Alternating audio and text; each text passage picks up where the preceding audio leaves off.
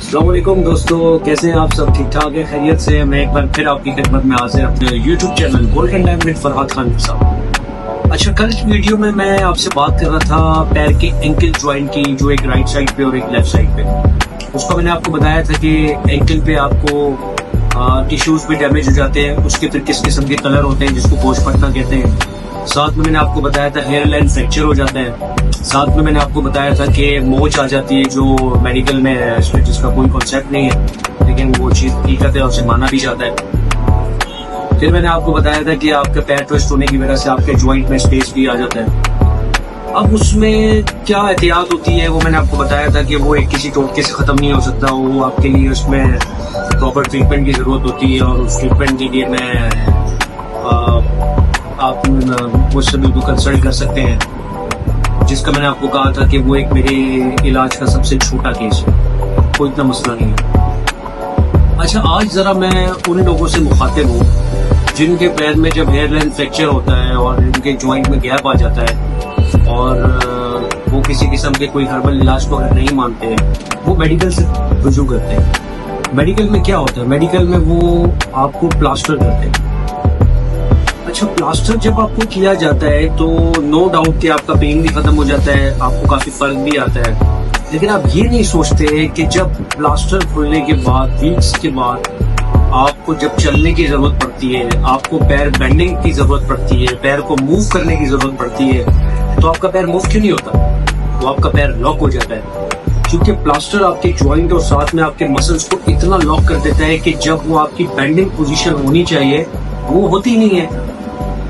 अब बाहर के ममालिक में प्लास्टर क्यों कामयाब है? क्योंकि टूटी हुई हड्डी को प्रॉपर मशीन में डाल के उसको चेक किया जाता है, और चेक करने के साथ उसकी अलाइनमेंट करते हैं कि वो जब हड्डी अपनी जगह बैठती है तो उसको प्लास्टर करते हैं। दैट इज वेरी गुड, ये बहुत जबरदस्त चीज है। लेकिन हमारे यहाँ पे टूटी हुई हड्डी पे डायरेक्ट प्लास्टर किया जाता है, जिससे क्या होता है कि आप टेम्परेरी आपका दर्द में तो कम फर्क आ जाता है, लेकिन वो जब आपको मूवमेंट की जरूरत पड़ती है तो आपका पैर मूव नहीं होता।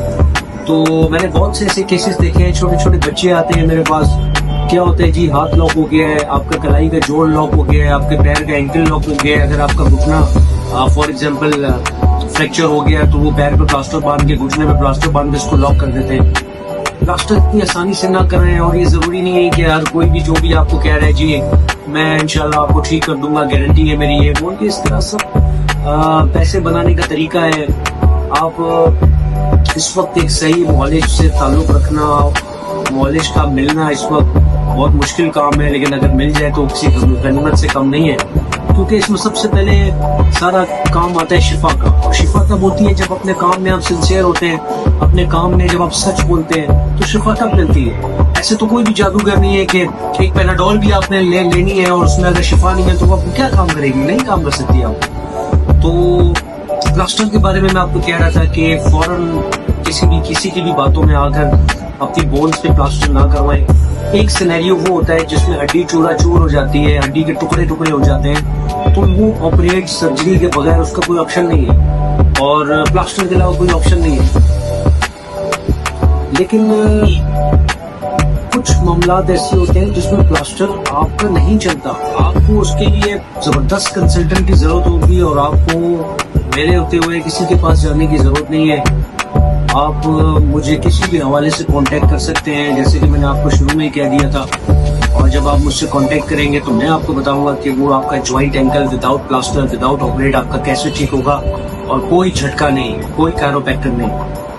और उसमें तकरीबन इंशाल्लाह अल्लाह के हुक्म से तकरीबन मैं आपको 12 से 15 दिन का चैलेंज होगा कि आपका एंकल जेन्युइन तरीके से कैसे ठीक होगा, परमानेंट कैसे ठीक होगा, और वो कभी जिंदगी में दोबारा नहीं होगा। और मैं अपने सामने आपकी मूवमेंट करा के आपको इस चीज की श्योरिटी दूंगा। अपना बहुत सारा ख्याल रखिएगा। प्लास्टर के हवाले से फिर एक नए टॉपिक पर बात करेंगे। आपका बहुत शुक्रिया। अल्लाह हाफ़िज़।